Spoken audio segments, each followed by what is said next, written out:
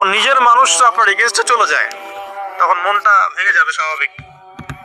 কারণ নিজের মানুষটা সারা দুনিয়া যদি আপনার বিপক্ষেও থাকে, কাছের কিছু মানুষ আপনার পক্ষে থাকে, তখন আপনি বাসাতে অ্যাটলিস্ট সিংহ, তখন বাসা থেকে এনার্জি নিয়ে বাইরে যুদ্ধ করতে পারবেন।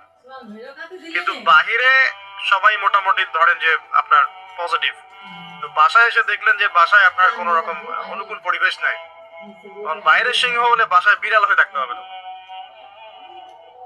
দেখেন ইব্রাহিম আলাইহিস সালামের জীবনে আর মুহাম্মদ সাল্লাল্লাহু আলাইহি ওয়াসাল্লামের জীবনে একটা স্পেশাল নিয়ামত ছিল, সেটা হলো স্ত্রীদের নিয়ামত। স্ত্রীদের নিয়ামত, বাইরের মানুষ অনেক কিছু বলছে, গালিগালাজ করছে, মারছে, কাটছে, থুতু দিচ্ছে, সমালোচনা করছে, কিন্তু বাসায় ইব্রাহিম আলাইহিস সালামের আছেন সারা, হাজেরা, আর মুহাম্মদ সাল্লাল্লাহু আলাইহি ওয়াসাল্লামের আছেন খাদিজা রাদিয়াল্লাহু। অ্যাটলিস্ট বাসায় আপনি একটা একটা কি বলবো যে বড় একটা প্রশান্তির জায়গা আপনার বাসায় আছে। তো এটা একটা বড় নিয়ামত যেটা ইব্রাহিম আলাইহিস সালাম এখন হারালেন। হারালেন কিভাবে? বাবা বাসা থেকে বের করে দিল।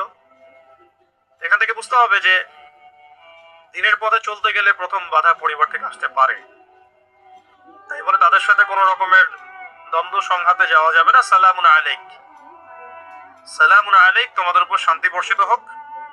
ইব্রাহিম বলছেন সালামুন আলাইক, হে বাবা আপনার উপর শান্তি বর্ষিত হোক।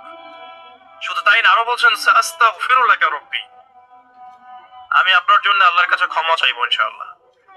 ইন্নাহু কানা বি হাফিয়া, তিনি আমার প্রতি খুব মানে মার্সিফুল, আশা করি তিনি আমার দোয়া কবুল করবেন। কিন্তু যখন তিনি জানতে পেরেছিলেন যে তার বাবা শিরকের উপর আছেন, আল্লাহ পাক মাফ করবেন না,